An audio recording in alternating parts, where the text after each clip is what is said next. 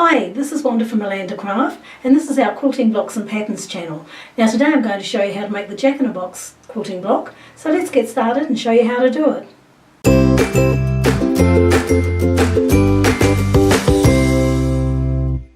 Now I'm going to be creating a 10-inch block, but I will put some other sizes up on the website, so that's orlandocraft.com. So let's get on and show you what you need to make this quilt block.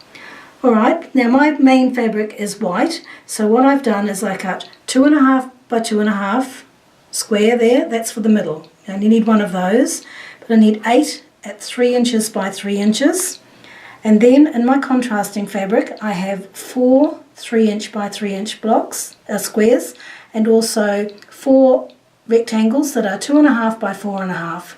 And then in my second contrast I have 4 3-inch by 3-inch squares. So the first thing we can do is put these pieces aside because we don't need them for the moment. And what we're going to be doing is creating our half square triangles. So you can see that the square is mainly made up of half square triangles. So what we need to do for that is take all our 3-inch pieces. Now we've got our 4 pieces of contrast 1 and 4 pieces of contrast 2, and we've got our 8 main pieces. So we take one of our main pieces and we put it right sides together. And then when we've got it right sides together and it's all matching nicely, we take a ruler and we're just going to draw a line across here. And I'm going to do that with all of these squares. And then what we'll do is we'll sew 1/4 inch on either side of the drawn line. Alright, so I've sewn down either side of that line. As you can see here, I've done it for both the purple and the black. And now what I need to do is to cut down that line. So I'll do that for all 8 of these squares. And each square will give me 2 half square triangles.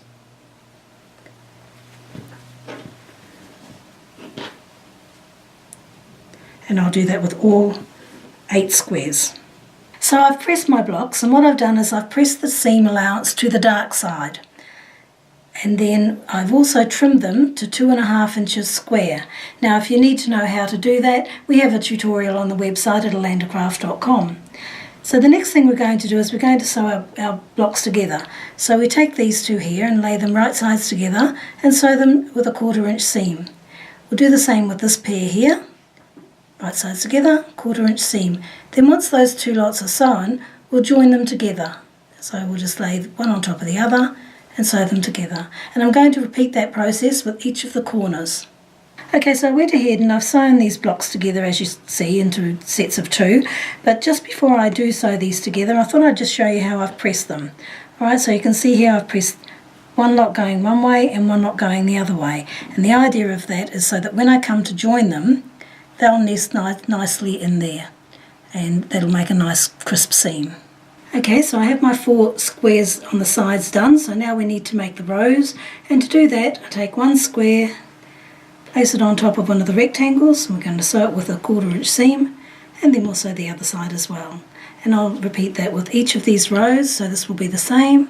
Lay it over that centre square, sew them together, bring that one over, do exactly the same. So I'll go and do that now. Alright, I've sewn my rows together and now it's time to join the rows. Now I'll just show you how I've pressed these. So the top row and the bottom row have been pressed towards the centre, but these seams here in the middle row have been pressed out towards the sides, and again that's so that we can nest the pieces together nicely. Alright, so that's what I shall now do. I'll take one row, lay it over the middle row. As you can see, that's going to come together nicely. I'll pin that and I'll sew it with a 1/4 inch seam, and I'll add the bottom piece on as well. Okay, so as you can see, I've finished my block, and you can see here that I've already completed 3 other blocks, and they look great, and I'll probably make a table runner out of this. So that's the block finished. So if you've enjoyed this tutorial, give us a thumbs up and subscribe to our channel, and don't forget to catch us on Facebook and Pinterest.